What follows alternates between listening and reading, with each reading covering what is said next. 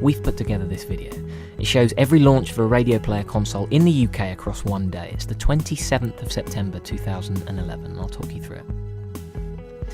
Now, the logos show the station each user has launched and where in the UK we think they are.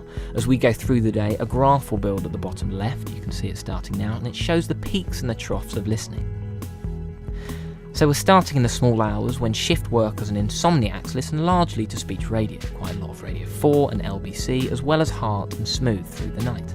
Our quietest point is just after 4 AM when there are still 2 Radioplayer launches per second across the UK. Then it builds towards breakfast. Now, the normal morning peak for radio is at 8 AM, but for Radioplayer it's just after 9 AM. We think this is when people are getting to their desks and firing up their PCs. The great thing about Radioplayer data is that it's really immediate, and every day is different. We find there are lots of spikes generated by news, sport and music moments. This day had a very brief spike of tune-in events just before 12, and we think this was related to Radio 1. Fern Cotton played a live lounge track from the Stereophonics, but before that there was a One Direction track. Now, both bands have a huge social media following, and this spike was probably driven by their fans tweeting. Through the day now, and there's a spike after lunch when people switch on again, and another just before 4. Lots of music stations being used at this time when people need a bit of a lift, but at drive time, Radioplayer dips off. Now people are listening in their cars, and traditional listening takes over.